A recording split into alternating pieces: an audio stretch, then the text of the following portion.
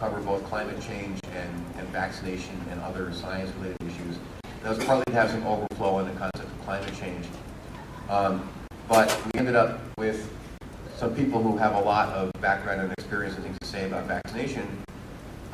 My area would be more climate change, and Shawn Otto is a major author in that area, but Shawn just flew in from Helsinki today, did their one panel on climate earlier, and his arms really tired from climate in Helsinki, so we sent him home.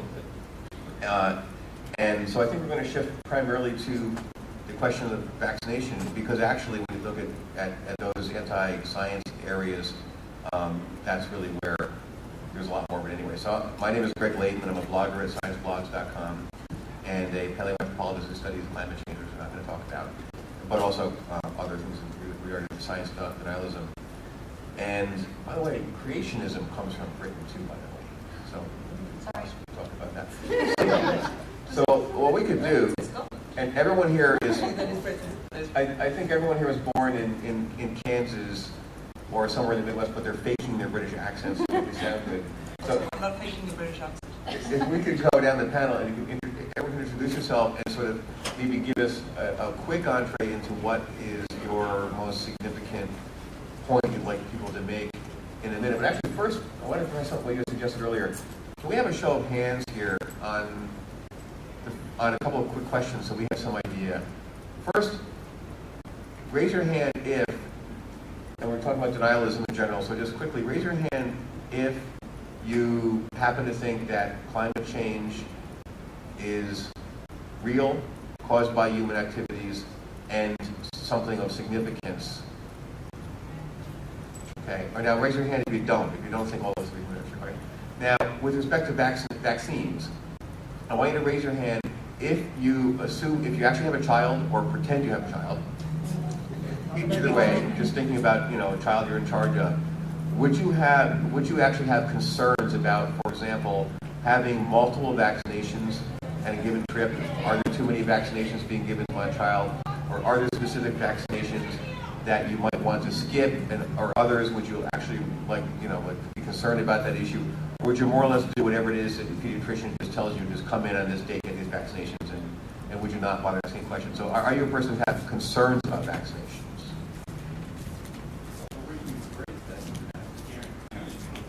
Well, okay. Well, I'm a person. That was a loaded question. I'm a person who would be concerned about all these things, but I would also just do whatever the pediatrician told me to because I don't know what I'm doing. So, okay. So there's some people with some concerns. Okay. So we're not talking to an audience of people who are mostly anti-vaxxers. Is what we're establishing. Yeah. Okay. So let's go down the road and sort of introduce yourself and say why it is that you're up here instead of down there in the audience. My name is Susie Willis. I'm from Dublin. I'm one half of the SkepchickCon podcast. I'm currently doing a Masters in Science Communication. In the last few months, I've been looking at the side effects of the fallout from Andrew Wakefield's MMR, the MMR controversy from the late 1990s, early 2000s. All right. I'm Jamirnstein. I blog at SkepchickCon, and I've done a lot of activism in the U.S. around vaccines, and kind of part of that is just knowing the history of the anti-vaccine movement. And I also studied the anti-vaccine movement a little bit. I got a degree in policy. I'm Susie Wiles. I'm a microbiologist at the University of Auckland. I live in New Zealand, but I am British. That's why I'm on this. And so I work in infectious diseases, and given that I have an absolute awe for what the bacteria and viruses can do, and what I'm really interested in sort of how they do that and how we can stop them do that.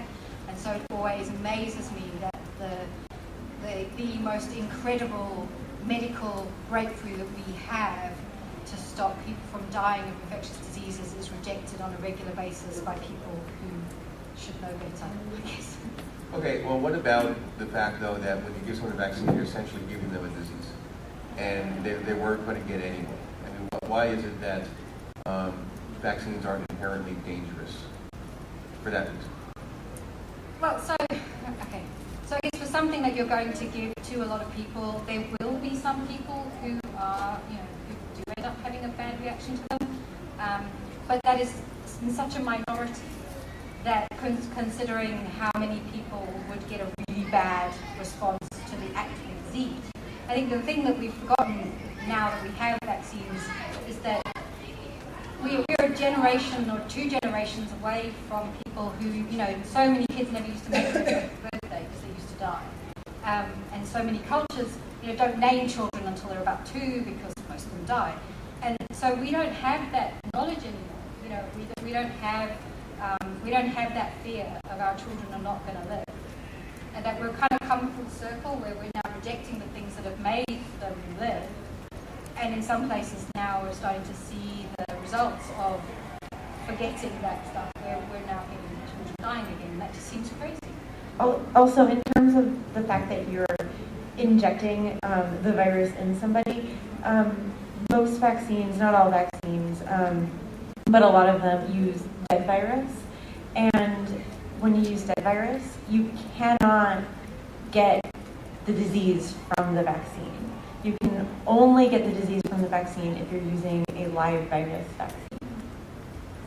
I guess also the other thing to say is that when you inject these things, you might get a response, but it's your immune response doing something. And actually, when people, a lot of people don't want to get a vaccine because they're going to end up having a fever and they're going to have a sore arm, and it's like that is, the sign that it's working really well. Your body is mounting an immune response. You should be really proud of your fever and your sore arm. So when my daughter was old enough to understand what vaccination was, I explained to her. We talked about antibody soldiers. I explained to her what was going to happen in her body and why it was really, really important that she did this. Because it wasn't about her. It was about the children and the people around her who were either too young or ill, who couldn't have that vaccine. She was protecting everybody. And she understood that. She didn't like it at all, and so we came up with a kind of reward system for the fact that she was going to go through this. But I explained to her, yes, this is going to hurt. Who's going to lie? Yes, it's going to hurt. It's, it's a needle. And you might get a really sore arm. Yeah, it's going to really suck. But the reason you're doing it is because you're protecting yourself and you're protecting other people. And she got that. And what amazes me is that you can explain it to a 3-year-old why somebody who is highly educated and 10 times older can't get that. What is the policy, and maybe can you speak to this about Britain and England, or anywhere else in Europe? What are the policies for vaccination there? In the United States, we're not legally required to get vaccinations by the state, but you can't send your kid to school without them having certain vaccinations, and you're legally required to send them to school. So that's sort of the way it is. But vaccinations are mostly non-mandatory in this country. Are they mandatory in European countries? Well, I can't speak for a lot of European countries, but in England, Britain and Ireland, they're not mandatory, but the vast majority of people should, they're offered for free. You don't have to pay for them. Your pediatrician will schedule them for you, and a lot of them are done in school. So when you send your kid to school on a Wednesday, they'll all be vaccinated, or they'll have their booster vaccination At school. And that tends to be how it's done. Unfortunately, there has been a drop-off. There has been a drop-off in vaccine uptake up until very recently, up until April, in fact. But there have been a number of scares, in a number of measles outbreaks. In April in Wales, there was over 600 people were sick with the measles, and one person died with the measles. It was never really confirmed in the press whether he died from measles, but he certainly died having contracted measles. There may have been another reason why he died. In Ireland last year, there was over 50 students, between the ages of 14 and 16, hospitalised from the measles. So the uptake, there has been a significant uptake recently in the MMR vaccine. In fact, there were queues in Wales of people bringing their children to get vaccinated. So in some ways, the scare that has happened recently has been a good thing. I don't think that we do that in schools anymore in the United States. Do we? I remember as a kid getting vaccinated for polio and stuff in the schools, and measles maybe too. But actually, I got it. But I think that's because in a lot of countries now the schedule is to do much younger. Yeah. So most children had quite a lot of their vaccines before they're 1. Yeah, this was mostly boosters. They were done in school, like when you hit around 11 and you get the 5-in-1 jab, the one that tests if you're still immunized. And just for the record, in various European countries and the United States have different combinations of vaccines and different schedules for them. So let's get down to business here. Is there anybody? I've heard rumors that there are these guys in Britain who are like making a business to try to talk people out of getting vaccinations because they're dangerous, cause autism, include horrible poisons like mercury. Who are the characters, and what do they make their best case for them? The Daily Mail, pretty much. It started out with Andrew Wakefield in 1999 with his the Lancet basically published his study into autism, the links between autism and the MMR vaccination. And then Brian Deere of the Times, the London Times, did follow-on investigations into Wakefield and uncovered the fact that he was actually developing his own vaccine and had been paid by another pharmaceutical company to come up with a reason why the MMR vaccine wasn't going to work. But in the last, again, I can only speak for what I've looked at recently, but in the Daily Mail basically has been pushing an anti-immunization agenda. Not necessarily the whole time, but it's a constant kind of drip of information that is anti-MMR. In April, I did a study of the newspapers in Britain and their coverage of the measles outbreak, and there was, most of the papers had approximately 20 to 30 articles within the space of the month of April, and the Daily Mail had 4, of which two of them were saying, we have nothing to do with this isn't our fault. So it was kind of interesting to note that they didn't even address one of the biggest disease outbreaks in recent British history at all, really, except to say it wasn't our fault.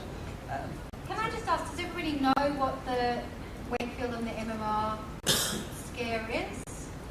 Is it a kind of, do you need an explaining, or? I think it would be good to have a review. So basically, a gastroenterologist, Andrew Wakefield, published this paper in the late 90s in the Lancet, saying, well, actually the paper didn't say there was a link between the MMR vaccine and the development of a new disease that he called autistic, or something like this. It was basically a gastroenterological disease, but also with autism.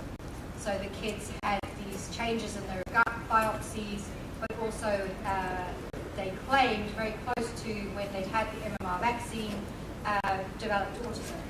And he claimed that there was measles virus in their gut biopsies, and then he went on to have a series of papers where they showed that this measles was there, and so essentially the measles component of the MMR vaccine was what caused this thing, and they also then got autism. And then Brian Deere showed that actually and this was based on about 12 children. Yeah, it was a very small sample size, and then Brian Deere discovered more. Yeah, so it turns out that he was in the pay of actually a lawyer who was trying to come up with a case for people who were trying to sue vaccine companies, that he had patented a single vaccine. So he called for single vaccines, was the thing that he did at the press conference about the paper. He'd also, yep. Did they ever prove that he actually falsified anything? Yes. Yeah, so it turns out they had falsified the patients, or they had, what they reported in the Lancet paper was not what was in the doctor's notes, so they changed details of the children. They claimed most of the children had never had any, there was never any hint of autism before that. That turned out to be absolutely false, and lots of the parents came forward and said, that's my child, and no, we knew about this. He paid for children's blood samples from kids at his child's birthday party. He had no ethical permission to do anything. And actually they subjected these children to a huge number of tests, lung punctures, the biopsies, all of which were not warranted by their clinical symptoms. So and it was because they were looking for something. And it turned out then that all of the evidence, the scientific evidence that they had about there being a measles virus in these kids, that they did this by various methods, all turned out to be absolutely false. There was never any measles virus there. So yeah, but actually what was really interesting was that it was only a few years later that it was picked up by the media. And one of the things in the UK that really burned the fire under the story was that the Prime Minister at the time, Tony Blair, and his wife Cherie had a child, Leo, while he was in power. And Tony Blair was asked whether they had given Leo the MMR vaccine, and they refused to answer. And that was what really drove it. Suddenly there was this, well, now if he won't admit it, this means they didn't do it, therefore there is a link, and everyone's worried about, Prime Minister's worried about it. And it's one of the things that I think Tony Blair should be shot for. When Andrew Wakefield got his medical license revoked in Britain, he just went across the ocean and came to the U.S. and he is in the U.S. practicing medicine, and he's also still giving speeches, and he has patients, and I've actually met him twice. There's a big anti-vaccine, I know, I have a photo with him as proof. There is a big anti-vaccine conference in Chicago every year, and I went to it maybe two years ago, and he spoke there. He's basically brought it with him overseas, and we now have a very big and a very well-funded anti-vaccine movement here in the U.S., and it almost entirely revolves around Andrew Wakefield as its like martyr. And who funds that, and why would you fund that? I can understand climate change violence was funded by the Koch brothers and other oil interests.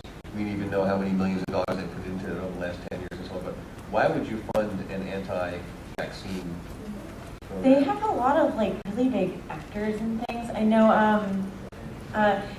Jenny McCarthy gives a lot of money. They had a anti-vaccine like ad in Times Square over New Year's, I think last year or the year before, that cost over $1 million.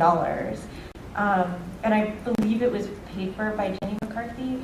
I mean, we don't have anybody like that on the other side. We don't have.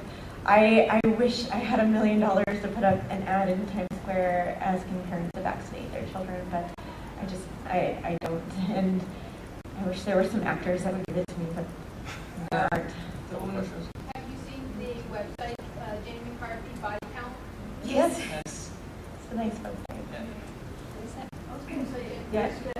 There's a website called Jenny McCarthy Body Count, and it counts up, it's updated like every month or so, and they add the number of people I think it's just the US who have gotten sick with a infectious disease that they could have been vaccinated for, and the number of people who have died since Jenny McCarthy was first on Oprah talking about her anti-vaccine stuff. There's always been an anti-vaccine current in this country. In the early 90s, I got some information, I saw someone interviews, got some information, saw some interviews, and I weighed through my children's and all, and looked at it, we weighed the relative risks, and we decided that it's much better to eat the vaccination. But there's always, this was in the early 90s, nothing connected to that. Oh, it goes way earlier than that. Yeah, same in Australia, because the ABN, the badly named and soon to be renamed Australian Vaccination Network, was set up in 1994, I think, as well. So and in Ireland there was an autism scare linked to vaccinations in the early 80s. So it's not a new thing. I think it's also interesting to note that countries have vaccine scares, but they're never the same vaccine. So there have been scares in Japan, but it's not about MMR, it's about other things.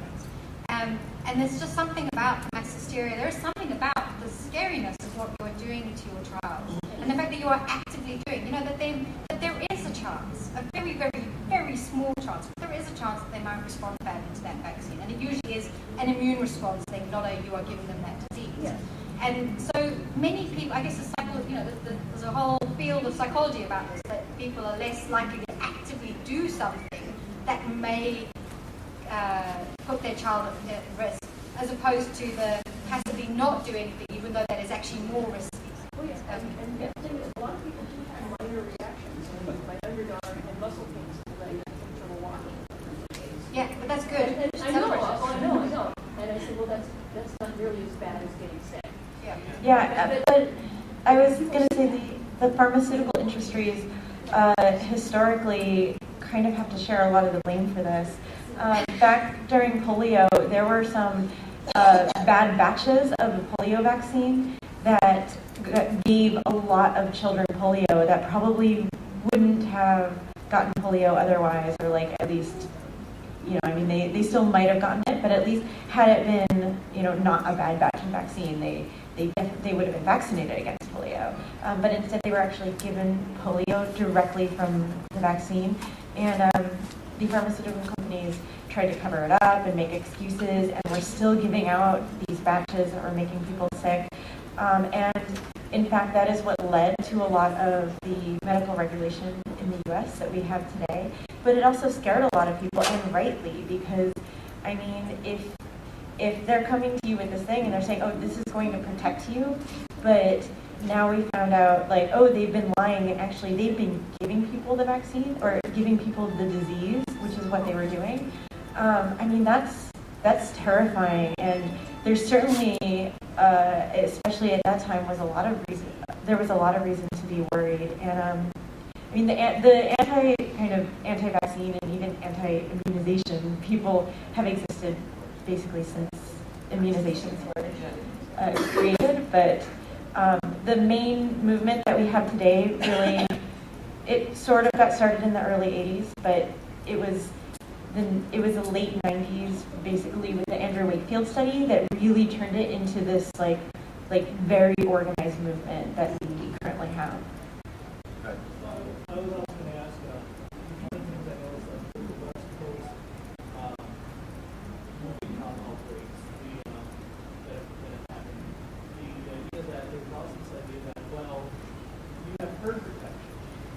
You're okay if you don't vaccinate your kid because everybody else is still vaccinated. So therefore, obviously, you can vaccinate because while they're doing the vaccine, but you're keeping your kids safe by the effect of the vaccine, and everybody else actually has just lost from the disease. The problem is, of course, the idea of what happens when it gets into your son and his parents and his given community all hear that same message, kind of separate from every other parent who's doing the same thing, and they're all thinking, why couldn't you say that every other parent are doing this? That's actually what's happening. It is in small pockets. It's in London, there's certain areas which have a ridiculous, something like 30% take-up rate of vaccinations in comparison to the general population, which is almost at the community. New phrase that in Australia they've coined as community immunity, which is a little bit less scary than herd immunity. It's just it's a good word because people hear herd immunity, they think I'm not an animal, but community immunity is a little bit of it. It also rhymes. Well, what is because it's what they'll all go to the same nursery, kids, or they'll all have gone to the same birthing group, or they'll all have been in the same prenatal class, and one person, that's pretty much. In the U.S., a lot of it are the private schools, because the private schools don't have to, they are not required to make vaccinations mandatory. So I know in Chicago, the Chicago Tribune released an interactive map that had every public school in the city and what the vaccination rates were. And all the public schools were like above 97%, like really good. And yet there were areas that had private schools that were very low, under 50%. And it's private schools that are not requiring it. I think it goes back to that like passive thing. And the regulations in the public schools that are requiring it kind of push parents towards that. But if it's not required, they're like, I don't know, and they keep waffling and eventually just don't do anything at all. It's not required of them. Yeah, I think another thing to note is that different diseases require different levels of community immunity. So a lot of people might think that, so what would be a good number? Like if 75% of people were vaccinated, is that kind of good? And actually for most of them, it's like above 90% is what you need. I was going to ask you that. Can you give us a range of community thresholds? I'm sure we don't really know exactly. Measles is pretty high. Yeah, it's something 93%. Yeah, you need, so some of them are lower in the 80s, but they're kind of higher than you would think. And if you get enough people saying, I'm going to let everyone else protect me, you really don't need that many people in the community to make that decision for you to drop below the level. So we have almost no measles if we have 98%. Yeah. Then we have no flu if we had 98% flu vaccination. If the flu vaccine was also 98% effective, which is not. Well, the problem with flu, of course, is that the flu vaccine only protects you against the top strains that year. The flu evolves every year, and it doesn't protect you against every strain that is circulating. So, See, I think with the flu, we should just get everyone to stay home for 12 days at the same time. The whole world. The other thing, well, real quick on that, with all these vaccines, its rates are not 100%. You can get vaccinated and you can still get the disease, and some of them are actually like much lower. I think the reason measles, maybe you know, but the reason vaccines like measles, you need to have the herd immunity so high is because the vaccine isn't as effective as other vaccines. And so the less effective the vaccine, the more people you need to get vaccinated. Mel, do you have anything? Yeah, Wakefield was actually in the Twin Cities about a year ago, and he was doing interviews with the Somalian community, which is there's a large influx of Somalians into the Twin Cities area. And it was because there was a high rate of autism in the Somalian community, and they couldn't really make a correlation. He was actually in the Twin Cities about, between a year and 2 years ago. And I only caught it because it was in a small local newspaper, that he was doing interviews with Somalians specifically about, immunization and autism. So he's still active. He's targeting specific communities. Nobody really could figure out immediately why it was Somalians, and that and it wasn't having to do with the community. Wakefield makes his career, and he makes his money now based in this whole danger vaccine. And he has a book. He works with a lot of doctors that are doing alternative therapies. He has his own autism patients and does alternative therapies with them. He very much wants, and him and lots of other, especially like these alternative therapy doctors that are with him, they have a lot invested in keeping this myth alive. Yeah. It turns out that visit was actually pretty disastrous for the local community. I don't know if you were aware. I didn't hear the results Around of that it. time, there started to emerge cases, and it was particularly badly timed because a lot of these families had babies going back and forth to them. And these diseases are endemic in East Africa. And several infants ended up with basically meningitis and encephalitis in local hospitals. It was very interesting. It was very serious. During the recent measles outbreak in Wales, the Independent, I think it was, Oh, the Independent ran a statement that Andrew Wakefield made where he blamed the measles outbreak on the government because the government made the decision in the early 2000s, I think. to not stop the MMR. They made the decision to continue with the MMR and not issue single vaccines. There's a very valid reason to not do single vaccines. It's because parents don't keep to a schedule, and things can happen, and they might get one vaccine, but in 6 months' time they'll forget to get the second vaccine, so or something will happen and they can't make the appointment, and you go off schedule and that's it. Whereas the MMR, it's over in one visit. Also, when they combine them into the MMR, you actually get less antigens than you would if you split them up and do them each separately. So it's actually safer to put them all together. By the way, as a senior member of the panel, age-wise, some of you may remember the Swine Flu scare, and I don't mean the one that just happened, the one in the 1970s.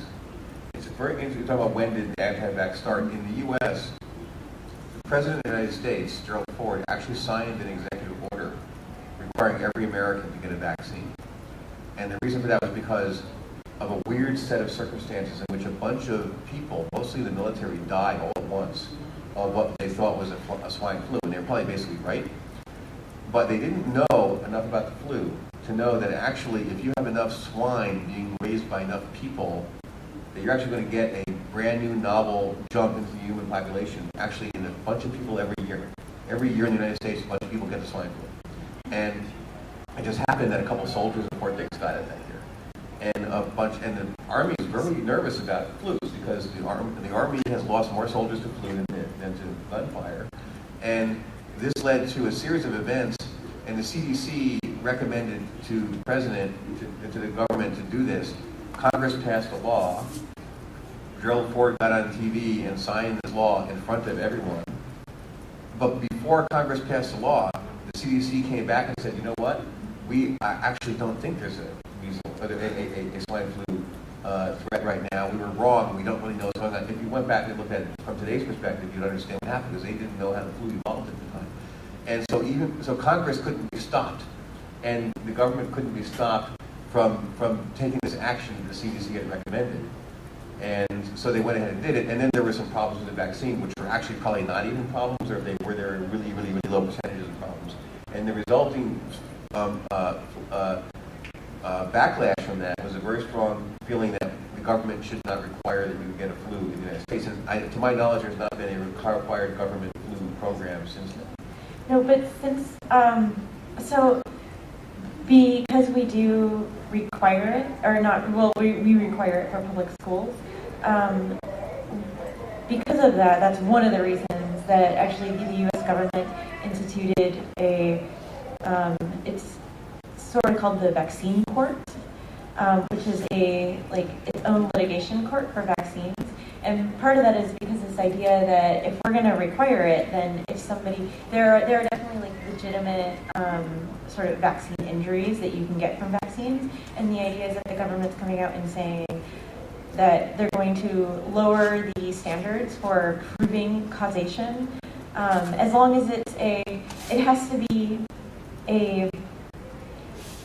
your vaccine injury has to be a vaccine injury that is like a recognized, yes, the vaccine can cause this. MMR vaccine can cause a baby to have a very high fever that might cause brain swelling. And that is something that we know. And so if that happens to your baby, you don't have to prove that it came from the vaccine. You just have to show that it happened after the vaccine. And the government has a fund that is paid for by taxes on the vaccines, and they will pay you.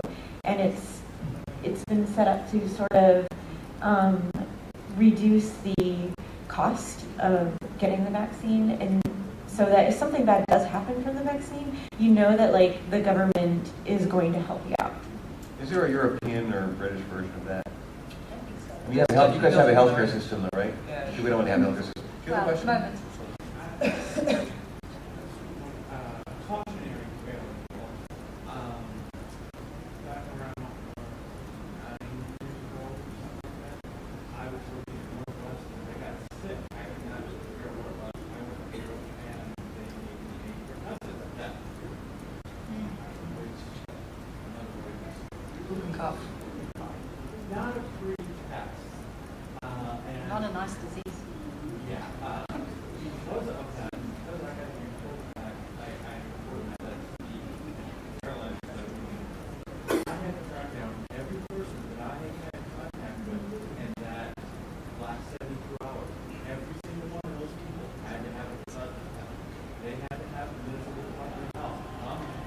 Find out where this came from. And Was it a positive? Did it come out positive? I think I caught it. Have you had the vaccine as a child? Yes, I had to get boosters. Yeah, So that's what I was going to ask. Yeah, and one of the interesting things with whooping cough is most people are vaccinated as a child, but as you get older, you do need booster shots every 5 to 10 years, and most people do not get these booster shots. And without them, if you do get whooping cough, you're likely to get kind of minor version of whooping cough, so it's not as bad as it would be otherwise. But that also means that it's harder to tell that you have this really bad disease when it's not quite as bad in you, and you're more likely to go to work and walk around and play with your kids. And the fact that people are getting the vaccine as a child but then not getting their booster shots is one of the reasons that whooping cough spreads through so many of these communities, because people just sort of walk around with it because it doesn't seem that bad. You guys should all, if you do not remember getting your it's in Britain, I think it's called the DTaP, but here we tend to call it the Tdap. It's the tetanus pertussis vaccine.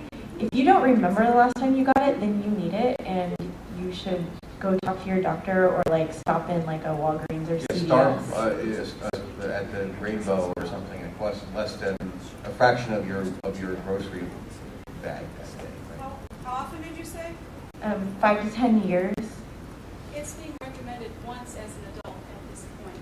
You might end up making it every 15 to 20 years, but the data is still not there yet. Well, the one that has the tetanus one that has pertussis in it, in the U.S., the new version has only been available for I think 9 years now. So if you have not gotten it in the last 9 years, then you need it. Because you need tetanus. Although, I mean, as an archaeologist, I've always had to worry about tetanus shots. I mean, I might be the only person in the room who's had a lot of rabies shots too, because of where I work. But every time I've gotten a tetanus shot, pretty much the required number of years has been adjusted slightly because they say it's 7 years now instead of 5 because we think it works longer. And by the way, what do you do for a living? And I tell them, I say, okay, you want one now. Can you clarify, so every time you've gotten a tetanus shot from now, within the last 10 years, it automatically has pertussis in it? Or you have to ask No. for it specific? That's what Yeah, so you can, they have tetanus shots that don't have the pertussis element. If you are not sure what you got, you can get it again. It is safe to get again. So if you're like, oh, I got a tetanus shot 3 years ago, I don't know if it was the one with pertussis, and you can't find your vaccine record, it is safe to get it again. And actually, from the research that I've seen, they've actually been lowering the amount of time that it remains effective, and that's why it was 10 years, and now it's more like, well, 10 years, but maybe you should get it a little bit sooner. And that's why I say 5 to 10 years, but you're probably good at around 10. Are there any vaccines you should avoid getting accidentally a second one of too soon? I've had the hepatitis B, so I've had that numerous times, and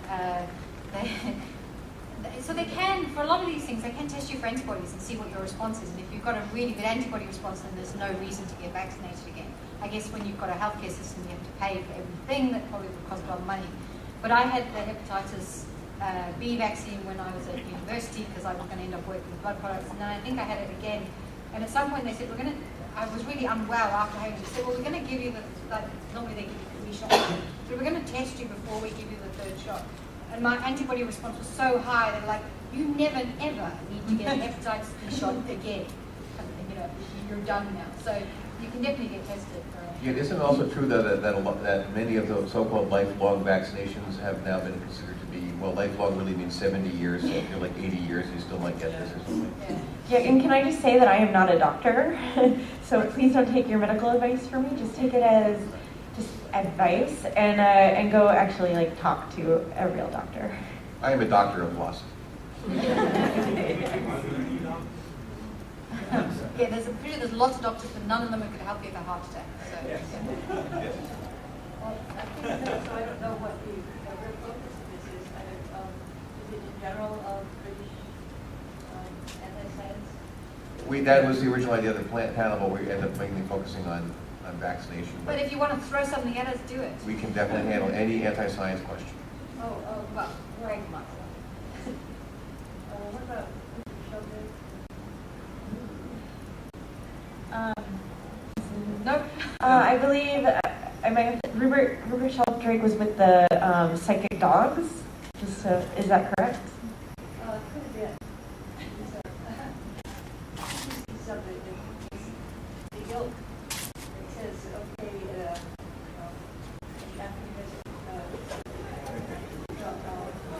this is a quantum physics with the idea that there is something extra to the mind that we're not. Does he have a PhD in physics? So Was he the one who was doing the like, if you think about it, something hard enough, you take a test, and if you think about it hard enough after the test, you don't pass the test. That sounds like real science. I don't know, but I'm almost positive that he was the one who's British, and he did some studies with dogs, and he believed that like owners and their pets have like a psychic connection. I'm sure you all know people. I am a good skeptic, and I know psychic pets do not exist, and I feel like I have a psychic connection with my cat. But he ran an experiment to test it, and he had owners come home at random times and then watch the dogs to see how often they went to the window. And the point when the owner came back was always the point when the dog had been at the window the longest. Well, later, Richard, and this was actually studied. Yeah, it was it was published in a scientific journal, I believe. Yeah, Richard Wiseman tried to do this again, but also looked at just how often the dogs are going to the window when their owner's not coming home, and he found that the longer the owner is gone, the more often the dogs are at the window. So no matter what, the dogs are always going to be at the window more when the owner comes home. It's sort of like when you find your keys and they're in the last place. They're always in the last place you looked. The exact same thing. Sheldrick is an interesting guy. But it should be noted that when that peer review paper, I was actually teaching behavioral biology with Mark Hauser at the time at Harvard. And Hauser, who is, you all know who Mark Hauser is, right? And he's a very famous behavioral biologist who wrote the Animal Communication book, and then later it turned out that some of his research was tainted, and he's no longer an academic. But his understanding of animal communication and everything is still just fine. He's a smart guy, and he was convinced. He said, I don't understand how it's happening, but the statistics and the modeling and everything else looks really good. So, and you're right though, it wasn't. There was this basic flaw, where there's a basic, obvious statistical principle where the dog gets more antsy throughout the day, and those people who don't have dogs probably didn't understand that in a past scientific review. And that's actually a good point, because that's how scientific review works. Some stuff is just fine in review, and it turns out that further research undoes it, and it's not bad that happened, it just was wrong. It would just be nice if you could publish that in a impact journal. Yeah, I think the problem with that one was the journal that printed the original paper refused to print Richard Wiseman's because they didn't print repeat studies. So yeah, which is done. Yeah. And brings us the whole retraction issue, which is another panel. Yeah. Can I ask, Britain is small. There's 16, maybe 17 million people. I've forgotten, I live in a country of 4 million people now. So. Yeah, me too. Well, 5 million, now that we've got immigrants. Finally people started coming to Ireland, not leaving. Yeah. They're all now leaving again. So, yeah, and so Britain is small, even though it used to run the entire world and stuff for a while. And the rest of the country, the rest of the world is big. The United States is pretty big. We have 300 million people here. I know in climate science, when I get pushback from individuals, the chance that the person is British is seemingly very high. They're almost always American, but the other place people come from is Britain. On the other hand, my blog is read in about the same proportion in Britain too, so I don't know what that means. I was sued and attacked publicly and privately and so on by climate denialists for a while because there was the libel tourism thing going on. Where I would say something like, I think climate denialists are a bunch of fucking criminals. And suddenly I'm being sued by someone from England who says, well, that's libel because we're not actually criminals. And of course, yeah, but if you said I think, then surely that's... I'm using a metaphor. I don't really give a fuck. They're yeah, criminals. But you have to say in my opinion. Not in America? No. Okay. No. Well, in England, you have to say in my opinion. Yes, but then there was a law passed in the United States, or actually there was an executive order signed, saying that Brits can no longer sue Americans for that kind of stuff until the Brits get their laws in order to be like other countries. So libel tourism is where you just go sue people. And I actually had one guy who contacted me, and I said, I asked him to just send me the text for an apology and whatever else you want legally. I'll see what I can do. I wanted to know what he would suggest. And he never sent me a text for an apology, but he just sent me his legal bill. And it was 30,000 pounds. Wow. To have somebody send me a bill. All the lawyer did was send me the copy of the bill, and that cost 30,000 pounds. So anyway, it was ridiculous, and nothing ever happened. But is there some? In other words, the libel tourism explains to climate scientists from England, perhaps explains their existence and their larger numbers, if that is in fact true. But is there something about Britain that has produced this anti-vax? Is there a cultural background or some reason that has produced Wakefield and people I like that? think it's the educated, no longer, relatively wealthy in global terms, because these are the people who are anti-vaxxers. They're educated, they should know better, but they're basically making these choices about being more green, being, being more natural, they're kind of turning against medicine, because they're not getting sick, because they eat well and all of these kinds of things. So there's a lot of those in Britain. There's a huge, it ties in with the organic movement as well, which, it's just like, it's a lifestyle. And if you're in a particular area, you want to show that you're part of the lifestyle, because particularly in Britain, it's still a very classist society, and even you kind of show where you are in the class system by how you behave. So believe that chemicals are bad and all those kinds of things. They're rife in those communities who are posh and educated. And they will all share, as I said earlier on, like a birthing, like a prenatal class. If the midwife in your prenatal class is anti-vaccine or pro-natural everything, then you're not going to be getting the information. You're getting biased information. Also.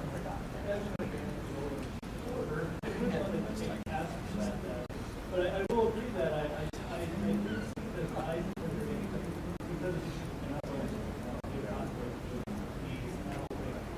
but I do find it disquieting when I see the same groups that talk about those issues about how science is being suppressed, that science is going to show that being suppressed.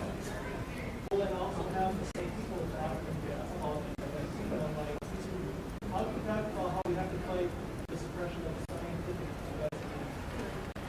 And then say we need to suppress this scientific work over here. It's like this economy seemingly logical thing that maybe that's talking about the whole activism thing. It's a move to a past that never really existed, because everybody watches Downton Abbey and imagines themselves to be the wealthy side of things and not above stairs and understairs. It's the same thing. You think when these people think back to mythical 1950s where everything was fabulous, and they're not remembering the children that died before they were 2 years of age. They're not remembering the fact that, say, for example, Roald Dahl's daughter died of measles. Like a teacher of mine in school, he still to this day doesn't walk correctly because of polio. If you know what I mean, like these diseases maimed and kill children, and people have forgotten that. Well, and most people live below stairs, not above stairs. Yeah. So most people wouldn't have had access to the good doctors to save their kids back in the day. So they nowadays they're like thinking back to a mythical time where they believe they would have been wealthy enough to deal with anything. I also think the U.S., just because it's so much bigger and it's split up between all these states, it's far more fractured, and it's sort of harder for movements to spread. They start to get real diffuse, and it takes longer. So I think that it's easier for ideas to sort of get going in Britain and then like build up, and then sort of come over from there. And I think that's just like a matter of geography. But I'm just talking out of my ass, by the way. I haven't like studied this or anything. I was just thinking about it and like, it seems like a good theory. Somebody should look into that. I'll speak for Shawn Otto briefly because he's not here. But he and I talked about this because he wanted to be here, and one of the reasons, Shawn Otto was the author of Fool Me Twice, which is Anti-Science in America. It's a very good book everyone should read. And he was nominated for the Minnesota Book Award, and it was the Anti-Baxters who were trying to get his book off that because he talks about anti-vaccination. It's an anti-science book, so the anti-science people came out and tried to get it. So it's a banned book, which is great when you write a book and then some people ban it. But what seems to be the case, Shawn has been in a recent discussion about energy with waste-to-energy plants. He published something saying waste-to-energy plants are actually good because you're reusing the same carbon. It's net negative in releasing fossil carbon, and they're clean. And even though you actually look at political support or opposition to waste-to-energy, it's a primarily liberal thing. Liberal Democrats, DFLers in Minnesota are generally against waste-to-energy plants and bring up various issues that are negative about them, but the issues that they bring up are largely not really true. So, and it started a big fight on the internet. And anti-vax is not a conservative right-wing thing in the United States. Maybe some people, but no, it very much is. It is both on the right and the left. But it's not exclusively. It's conservative on both sides. Not exclusively, but there's There's it's a big Tea Party thing. The Tea Party has aligned with anti-vax under this like pro-vaccine choice kind of thing, just because, the government is saying that it's good and requiring it, and there's like the very conservative like Tea Party people, like the libertarians really don't like that, and so there's it definitely the anti-vaccine movement is really interesting because the movement itself, the organizations, tend to be more aligned with the right-wing conservatives, but the people who, or not most, but a lot of the people who are not vaccinating their children are more kind of the left-wing liberal crunchy types. So it's like this really weird, like, coming together of peoples. It is worth pointing out that in Britain recently there were homeopathic vaccinations being marketed, so that might be coming your way soon. Homeopathic vaccinations? So does that involve an injection? No, I think they're sugar pills. With no sugar in them? Well, I think there were sugar, but nothing else. Yeah, I mean, they're offered at many travel clinics for malaria and stuff. Certainly in New Zealand, there's lots of Homeopathic malarial prophylactics? Oh, yeah. Well, I've had malaria several times, and I would not recommend that. that. Well, actually, can I just make one point about, sorry guys, but I think it's a really, really important point to I guess, admit the disquiet that a lot of people have towards the pharmaceutical industry. Like a lot of whenever I write anything about anything medical, I'm always, you're in the pay of big pharma. I'm not. I can't get no money from them at all. But I'm as critical of big pharma as I am of big homeopathy and big, I don't know what you would call them, big nature and stuff. I don't know, but I know the homeopathic companies make a ton of money, so they're not, they're and the pharmaceutical companies own the companies that do homeopathic products. But I think there's an important point that the pharmaceutical industry does not have clean hands, right? Which is entirely predictable when you have a company whose job it is to make money. And yes, okay, they are making products that save people's lives, but we have many examples where the pharmaceutical industry will drag, just the way they make drugs. They make these drugs that are just ways of, making their patents last longer and stuff. That is capitalism. That is what happens when you put companies in charge of this kind of stuff. And so it really annoys me, actually. It really annoys me when everyone's like, you're a big pharma shill. It's like, no, I hate them as much as I hate you guys. I hate you all, frankly. We should have a panel on how we hate pharmaceutical companies. Yeah, and what's really important is that, governments and things need to take this in hand. There's this movement of science-based medicine. We really need to find out. So what are the best drugs? So Ben Goldacre's fantastic book, Bad Pharma. It's terrifying to read, but the stuff exists. Bad Pharma. He wrote a book called Bad Science a while back, which is looking at things like chiropractor and homeopathy and all of that. Yeah. And this is Bad Pharma, and it is terrifying. Yeah, the stuff they get up to. And just. Yeah. Also, by the way, Paul Oppett, who wrote about vaccines, and a person from a integrative medicine program were the guests on Science Friday this week. So if you get the podcast, I heard it on the way down here, and it was kind of fun. Did you have a question back there? I was asking if you're going to ask if do you have the same pharmaceutical companies that we have here? Is that the same company? Yeah, they own everything, basically. They're just large companies who own each other, who are just in charge of ice cream places. Yeah, and not just pharmaceutical companies. What? They own Ben & Jerry's? Yeah, I think that's GlaxoSmithKline owned Ben & Jerry's. I think. I could be wrong on that one, but I do think that there was. Yeah. But I mean, like across countries.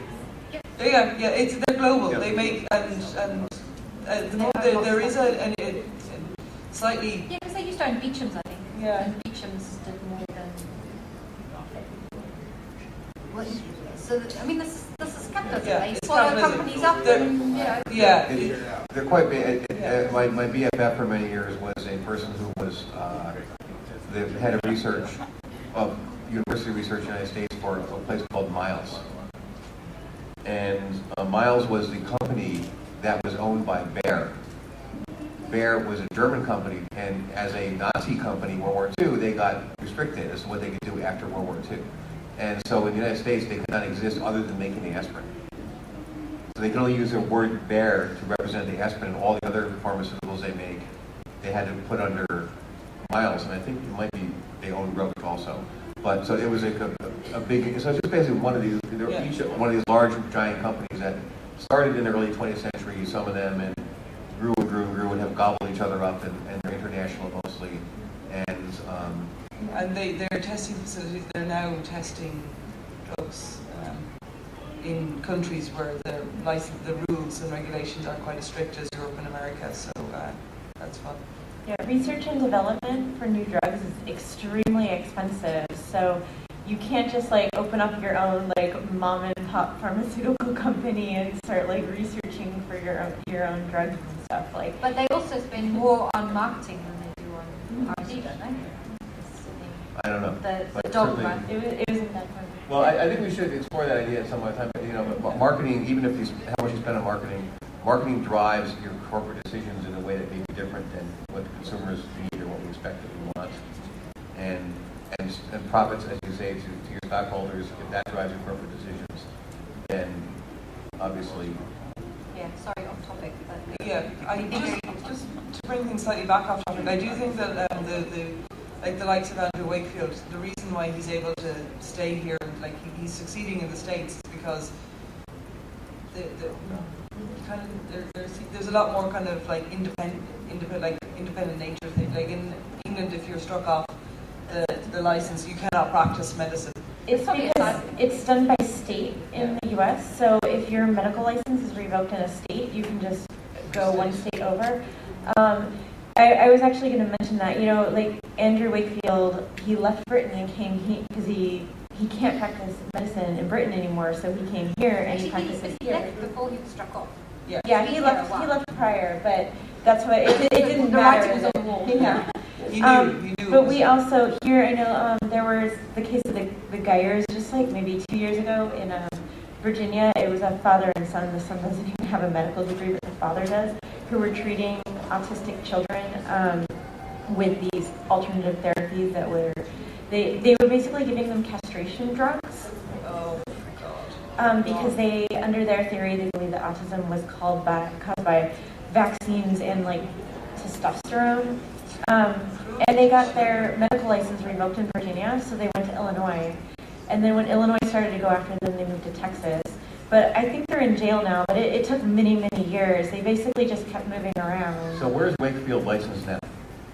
I don't even know if he's I believe licensed. he has a clinic in Texas. I want to say Austin, but I'm not 100% sure. Our Yankee/Minnesota bias assumes he's in the South, probably using that for No, I don't even think he's licensed, because I think he's probably just the director of the institute and not necessarily practicing, if you know what I mean, the medicine. But that is largely irrelevant, because he has many doctors who are doing what he says. Yeah, the reason that the whole medical license things happens is because medical licenses are given and revoked on a state-by-state basis. So it really takes a lot and to like really get someone and stop them. You basically have to throw them in jail. Okay. That's about all we have time for. I don't know the details. But I want to say that I really think that we should switch from using the word revoked in America to struck off, which is so much. That's just so struck off. Well, thanks very much.